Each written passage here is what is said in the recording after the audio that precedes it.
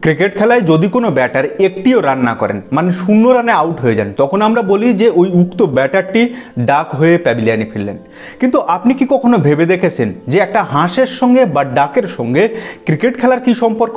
তবে শুধু ডাক না, আছে গোল্ডেন ডাক, সিলভার ডাক, ব্রোঞ্জ ডাক, প্লাটিনাম ডাক কিংবা বম্বে ডাকও। চলুন আজকের ভিডিওতে ক্রিকেটের সঙ্গে এই ডাক বা হাঁস কিভাবে জুড়ে গেল তার এক অদ্ভুত মজাদার ইতিহাস আপনাদেরকে জানাবো।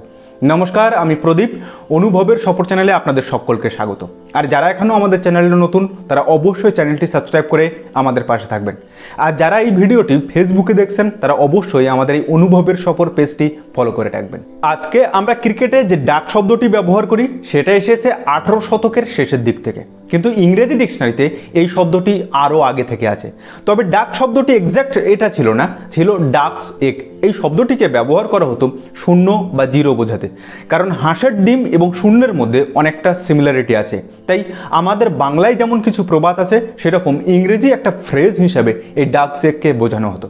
এরপর 1866 সালের 17 জুলাই প্রিন্স অফ ওয়েলস, যিনি পরবর্তীতে ইংল্যান্ডের রাজা অষ্টম এডওয়ার্ড হবেন, লর্ডসের মাটিতে একটি স্থানীয় ক্রিকেট লিগের ম্যাচ খেলতে নামেন, যেখানে এক অখ্যাত অনামী বোলারের প্রথম বলেই তিনি 0 রানে আউট হয়ে প্যাভিলিয়নে ফেরেন।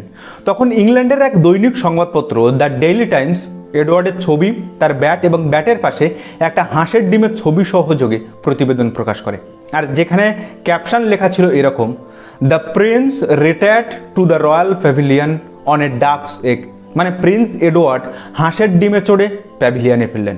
ব্যাস, আর কি, তুমুল জনপ্রিয়তার সঙ্গে হাঁসের ডিম থুড়ি হাঁস ক্রিকেটের সঙ্গে জুড়ে গেল। চলুন এবারে জেনে নেওয়া যাক যে ক্রিকেটের বিভিন্ন ধরনের যে ডাক আছে সেগুলি সম্পর্কে। প্রথমেই আসি গোল্ডেন ডাক।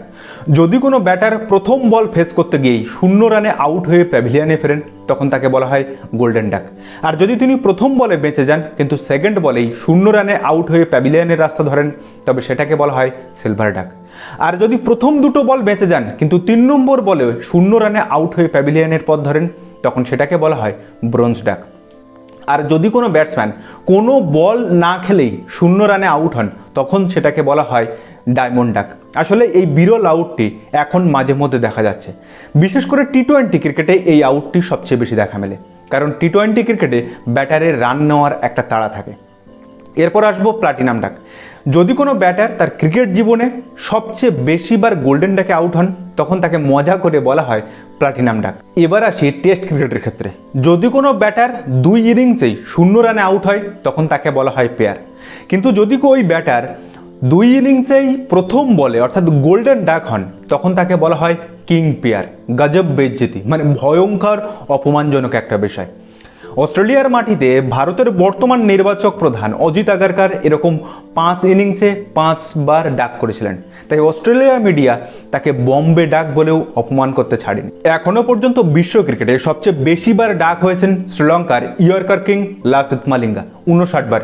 সেকেন্ড পজিশনে আছে ওয়েস্ট ইন্ডিজের কোর্টনি ওয়াল্শ, 54 বার। এবং এই ব্যাটারটি টেস্ট ক্রিকেটের ইতিহাসে সবচেয়ে বেশিবার গোল্ডেন ডাকের শিকার হয়েছেন, 43 বার। 3 নম্বরে আছেন শ্রীলঙ্কার আরেক মারকুটে ওপেনার ব্যাটসম্যান সনজ জয়সূর্য, 53 বার। আর ওডিআই ক্রিকেটে সবচেয়ে বেশিবার গোল্ডেন ডাক হয়েছেন শ্রীলঙ্কারই সেই লাসিথ মালিঙ্গা, 13 বার। দ্বিতীয় এবং তৃতীয় পজিশনে আছে যথাক্রমে পাকিস্তানের শাহিদ আফ্রিদি, 12 বার, এবং ওয়াসিম আকরম ও মঈন খান উইকেট কিপার, তারা আছেন 10টা করে। যাই হোক, ক্রিকেটে এই ডাক বা হাঁস শব্দটি মজার ছলে ব্যবহার করা হলেও এই ডাক বিষয়টি একজন ব্যাটসম্যানের কাছে কিন্তু ভীষণ বড় দুঃস্বপ্ন এবং কষ্টদায়ক হতে পারে। তো এই ছিল ডাক সম্পর্কে বিভিন্ন খুঁটিনাটি তথ্য। যদি ভিডিওটা আপনাদের ভালো লাগে তবে অবশ্যই আপনার বন্ধুবান্ধব ও চেনা জানা মানুষের মধ্যে শেয়ার করে তাদেরকেও জানার সুযোগ করে দেবেন। তো দেখা হচ্ছে পরের ভিডিওতে, ততদিন ভালো থাকবেন, সুস্থ থাকবেন আর অবশ্যই নিজের খেয়াল রাখবেন। ধন্যবাদ।